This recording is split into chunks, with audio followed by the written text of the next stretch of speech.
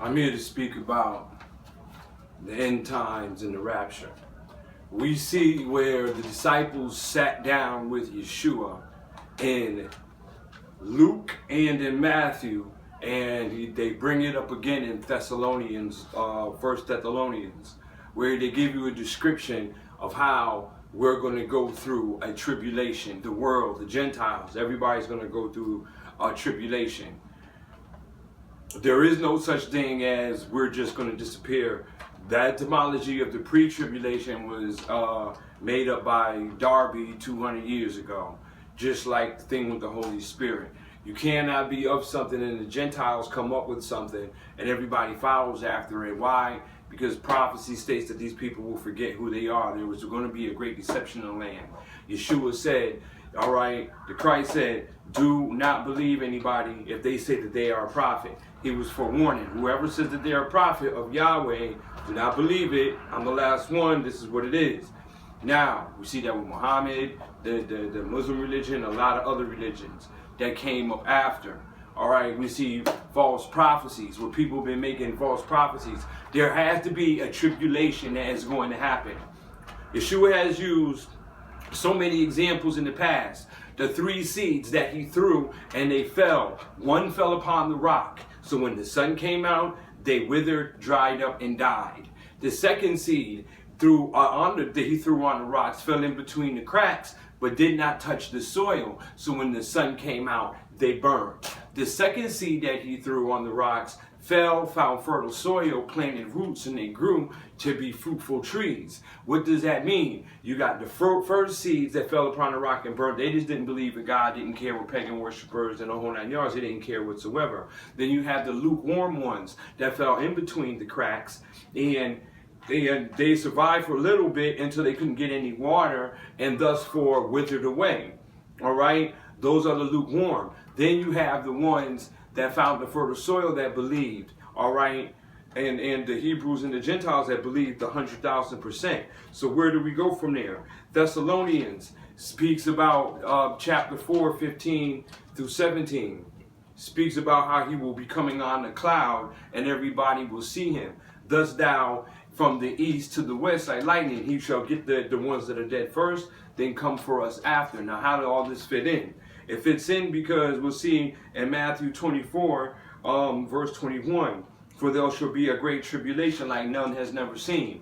Before we see tribulations with different countries where you see one starving, all right, and then you got an earthquake over here, then you have little problems, this, that, and the third, but they always are one country here, then another country over there. Right now we're seeing that every country is almost falling in line where there's a big tribulation and there's something going on. So we're going to go through this. Why? Because just like those seeds, just like the farmer that sits in the soil and he has to get all of the bad roots out of the soil in order to replant good, fresh, new ones that will bear good fruit, that's what's happening.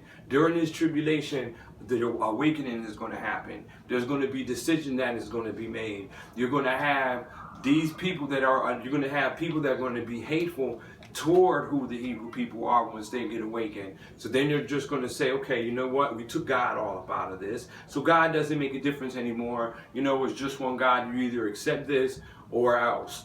That's part of the tribulation. Okay, if you want to eat, you want to do this, you have to accept this, and this is what comes along with accepting you having to eat, barter, and trade, and live and survive. You're going to have to make a decision for this. Okay, if you want to make some money, you're going to have to sell yourself out in order to accept this side of life, or else this is what it's going to be. So this is the tribulations that we're going through. This is the times. You can't even sit down now and talk about God or say anything, because if you do tell them it's the true people, they call it racist. Now, we also see here in Luke 21:24, where they say they will fall by the sword and they will be taken as prisoners into all nations. That's in Deuteronomy, where it states, it's matching up to Deuteronomy's prophecy, that thou shalt be taken into Egypt again by ships with yokes of chains around thy neck. That is what that means. Then he goes into saying, Yeshua does, that Jerusalem will be trampled on by Gentiles until the times of the Gentiles be fulfilled. So if the Gentiles' times need to be fulfilled, we're waking up now, we're finding that the people that are in Jerusalem that are trampling in it, and that it has dried up and have ruined it since they gotten in there, we're starting to see that they're the Gentiles. So that's prophecy being fulfilled. They shall trample on it. We also see that that their fulfillment for this is a new one world order and all this other stuff. So all this stuff must come to pass and must happen. They must fulfill everything that they want to accomplish and fulfill. Whatever their goal is, their goal must be succeeded in order for the Christ, and then and there you shall know that he is right around the corner. He said, just like a fig tree, when it starts to bloom and it ripens, in the days you shall know, you know that those are the times, just like you shall know when spring comes. All right. So he gives the examples.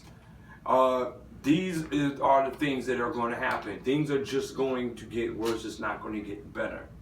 And there is going to come a time where there are going to be Gentiles and then all this other stuff, but we're going to go through bad times, because that's how you weed out the good and the bad.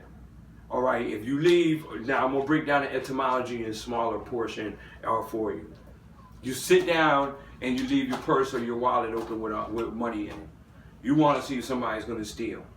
So you did it on purpose because you want to see somebody's going to take it. Or you'll sit down and you'll tell somebody something to see if they're going to run off to tell somebody else, all right, just to test them to see if they can keep a secret.